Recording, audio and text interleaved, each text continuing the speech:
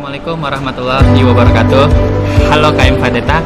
Nah, kali ini di Ngobem episode pertama kita akan membahas tentang student exchange dan credit earning. Nah, kali ini kita kedatangan tamu yang spesial. Perkenalkan Bang, namanya Bang. Perkenalkan, nama Nuri Muhammad. Sekarang mahasiswa tahun akhir jurusan Teknik Pertanian angkatan 2016. Dan kemarin juga mendapatkan kesempatan mengikuti student exchange ataupun student mobility ke Slovakia. Oke, itu aja cukup ya. Cukup. Nah, kan Universitas Andalas kemarin udah mengumumin nih tentang program internasionalnya, yaitu credit earning. Nah, boleh nggak Bang Nori kasih tahu apa sih itu credit earning? Berbicara credit earning ya, sebenarnya tahun ini programnya cuma yang ada credit earning. Tapi tahun kemarin itu ada dua program. Pertama itu student mobility dan kedua itu ada credit earning. Kalau kita berbicara tentang credit earning, perbedaannya itu adalah credit earning ini programnya lebih lama dari program student mobility itu sendiri. Kalau student mobility itu programnya 30 hari dan biasanya kegiatan yang kita laksanakan itu kita yang nge-listnya atau kita yang ngerangkainya. Sedangkan untuk program credit earning ini kegiatannya itu kita kayak seperti belajar, kayak pertukaran kampus istilahnya. Kita ke sana, kita belajar di sana, dan nanti kita ada juga ujiannya di sana. Ujiannya di sana maksudnya itu untuk keluar nilainya, dan nilai itu yang bakal nanti ditransfer ke portal. Oke, lanjut ya Bang. Kan tadi udah tahu tuh perbedaan dari credit earning sama student mobility. Perbedaannya itu kalau student mobility kan 30 hari, kalau credit earning itu maksimalnya 2 bulan. Iya, 60 hari. 60 hari. Oh ya. Kalau misalnya credit earning itu kan nilainya keluar di portal UNAN. Iya. Kalau di student mobility Nggak ada hubungannya dengan portalnya nanti. nggak ada hubungannya dengan portal. Oke. Nah, mau nanya nih Bang, kalau misalnya untuk credit earning besok nih, itu tempatnya di mana-mana aja ya Bang? Oke, berbicara tentang tempat ya. Jadi masalah credit earning ini itu kita UNAN memiliki MOU kayak kerjasama gitu sama kampus-kampus yang berada di luar negeri.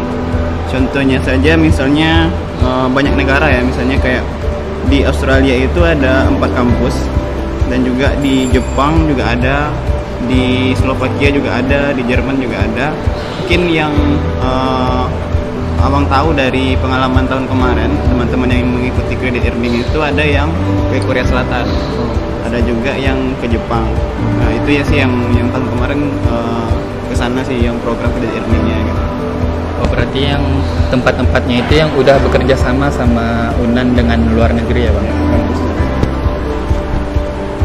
Oke Bang, pertanyaan selanjutnya tentang durasi credit earning untuk besok nih Bang. Nah, itu berapa lama sih kita nyelesaikannya Bang? Untuk yang tahun ini ya, mungkin tidak banyak perbedaan sama yang tahun kemarin. Kalau tahun kemarin itu selama 60 hari. 60 hari di sini itu maksudnya kita memulai kegiatannya itu selama 60 hari. Bukan termasuk jadwal kita pergi, berangkat, sama pulang itu di luar 60 harinya gitu. Jadi kita emang full ngadain melaksanakan kegiatan itu dari hari pertama sampai hari ke-60 itu untuk credit earning. Cuman kalau untuk info tahun ini belum ada info terbaru mengenai berapa lama durasinya. Ya kurang lebih ya tidak bakal setahu abang sih tidak bakal 1 semester gitu. Ya paling lama ya programnya cuma 60 hari. 60 hari. Ya, 60 hari. Berarti yang 60 hari itu udah tersedia acaranya ngapain-ngapain aja gitu. Ya. Udah ada dari programnya. Udah ada list kegiatannya. Misalnya hari ini kita bakal kesini, hari ini bakal kuliah, hari ini misalnya bakal menghadiri seminar ataupun apa. Itu nanti udah ada list jadwalnya. Tinggal kita melaksanakannya lagi gitu. Oke nih Bang, KM Fateta nih pengen banget untuk ikut credit earning nih Bang. Nah, sebelum melaksanakan credit earning itu kan kita harus daftar dulu nih. Nah, itu daftarnya apa-apa aja sih Bang? Oke, kita kan udah sama-sama tahu sih informasi mengenai kredit earning itu kan ada di International Office UNAN gitu. Ya. Mungkin untuk lebih lengkapnya bisa kita cek langsung di Instagramnya International Office _UNAN. Cuman abang lihat sekilas di Instagramnya itu yang paling diutamakan itu mahasiswa aktif semester 4 sampai 6.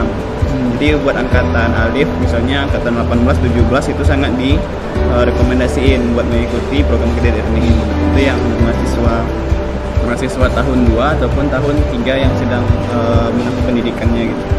Terus juga mengenai syarat TOEFL itu kan ya yang namanya kita keluar negeri pasti butuh TOEFL gitu ya. Jadi untuk TOEFL sih TOEFL prediction itu minimalnya 500 ke atas. Itu untuk syarat yang paling utamanya gitu. Nanti juga ada syarat-syarat pendukungnya kayak surat-surat administrasi dan sebagainya kayak paspor, fotokopi KTM, fotokopi KTP dan sebagainya itu nanti syarat khususnya gitu. Syarat umumnya kayak yang mau bilang pertama tadi.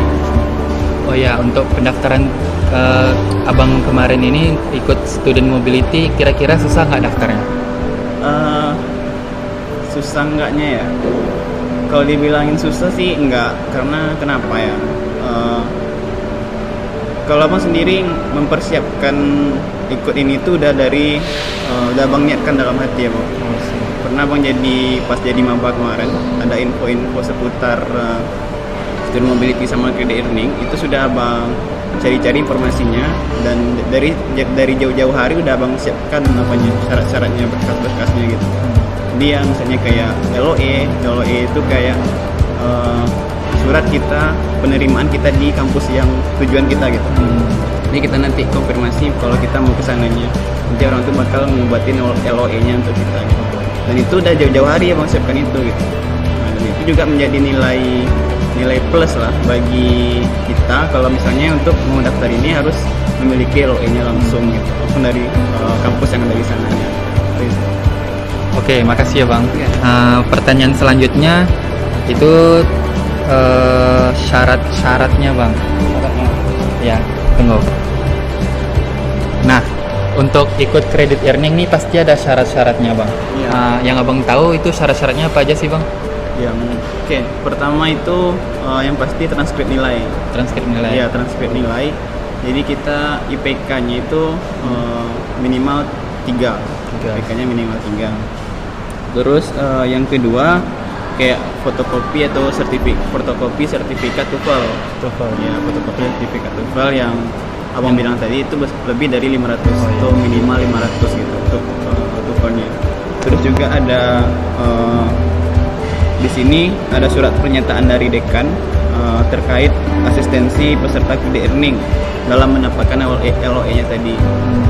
Dia untuk mendapatkan tahapan LOE ini ada 2. Misalnya kita menghubungi secara langsung pihak kampus di sana ataupun melalui dosen dari fakultas. Dosen dari fakultas kita sendiri gitu.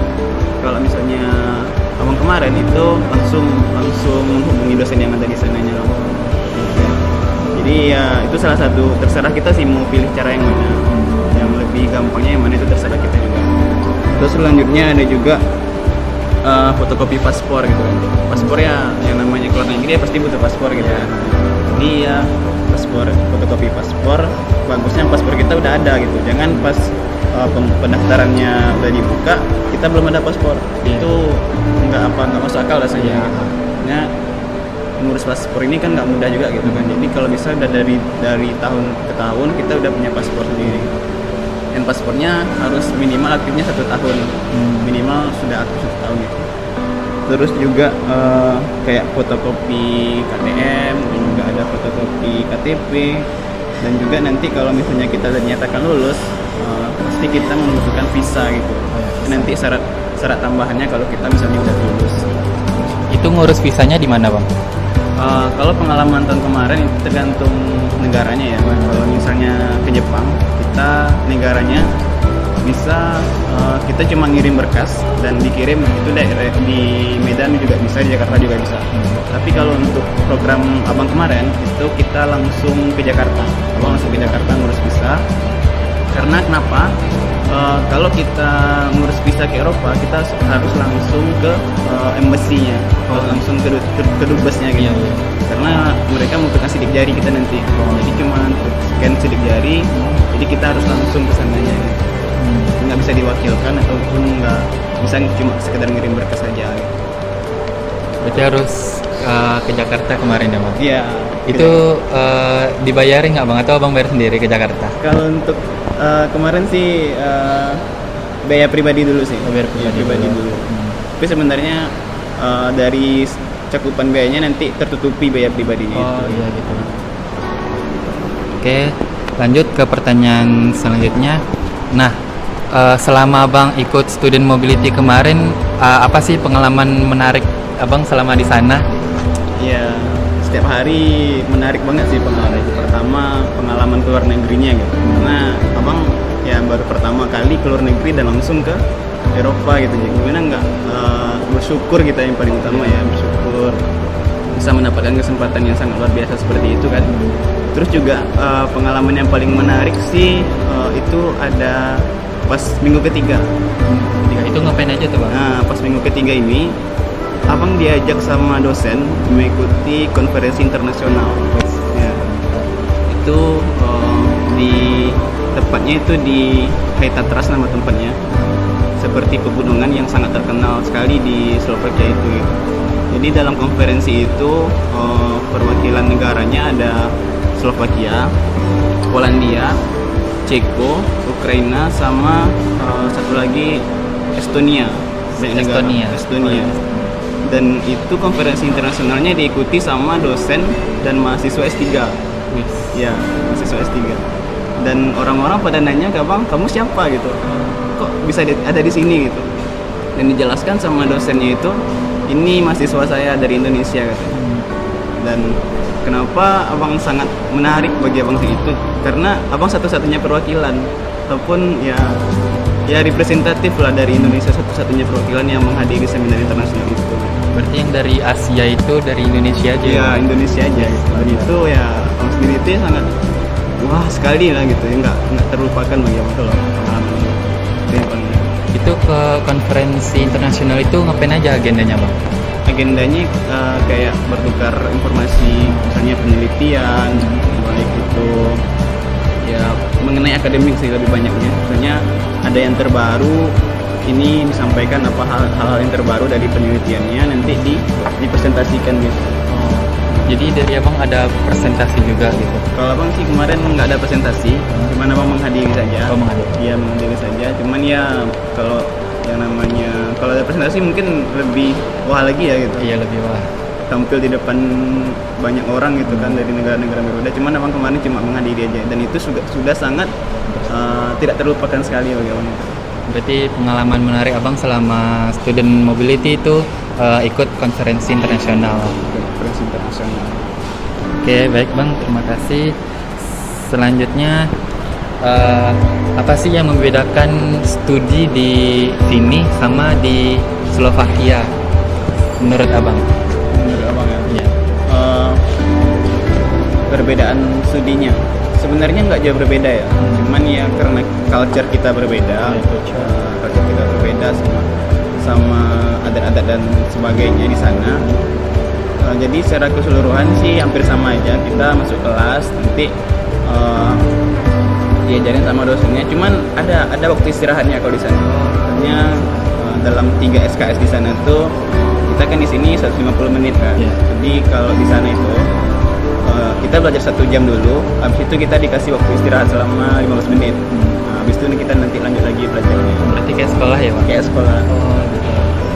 Terus juga karena abang kemarin mahasiswa internasional, jadi kelasnya untuk mahasiswa internasional juga. Jadi bahasa pengantarnya bahasa Inggris. Itu kalau perbedaan studinya itu kan berdasarkan studi kan bang, perbedaannya. Nah kalau misalnya di luar dari studi, misalnya untuk sholat Jumat nih, nah itu kan kita tahu kan kalau di Eropa kan minim penduduk muslimnya. Iya, sangat. Kalau abang tuh gimana sih sholat Jumatnya?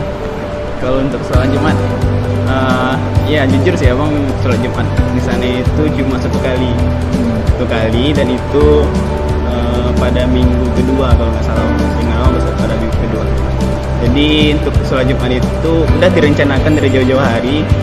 Cuman kalau kita ketahui untuk syarat berdirinya suatu tempat ibadah, misalnya kita contohkan kayak masjid gitu ya, itu syarat utamanya itu mayoritas muslimnya harus lebih dari 50.000 orang. Ya, itu syarat utamanya.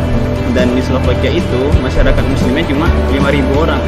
5.000 orang. Jadi tidak ada bantuan ataupun dana dari pemerintah untuk penunjang berdirinya masjidnya gitu.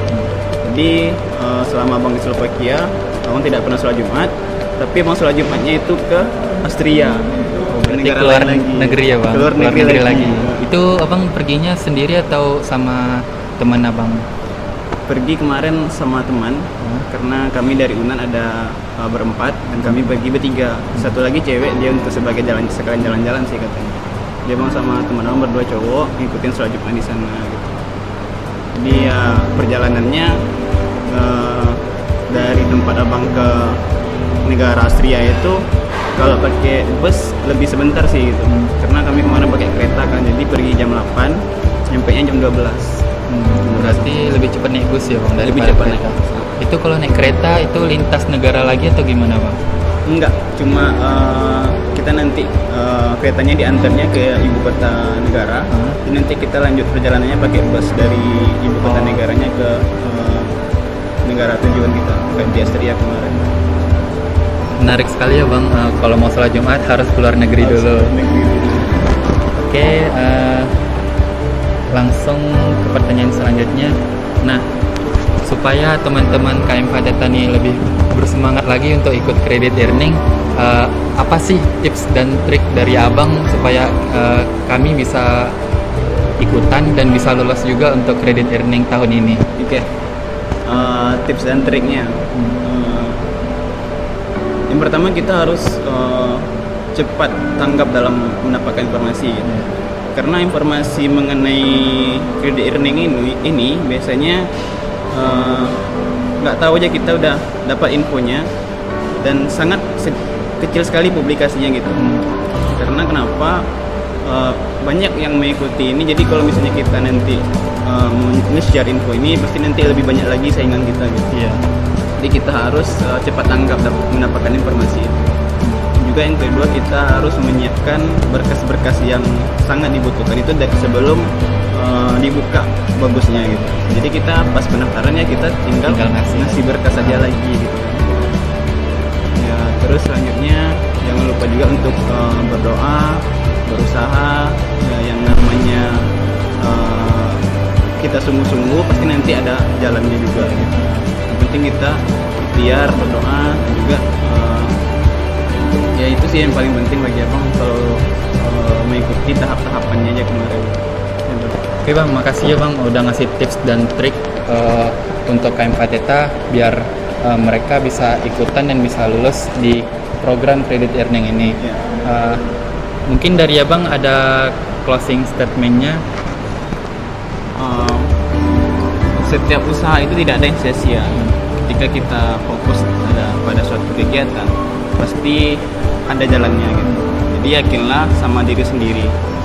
Kalau kita udah yakin sama diri sendiri, emang yakin nggak bakal ada yang bisa menghalangi kita. Terima kasih bang. Nah, sekian episode 1 dari Ngobem saat ini tentang credit earning. Semoga Ngobem episode 1 ini bermanfaat untuk KM Fadeta.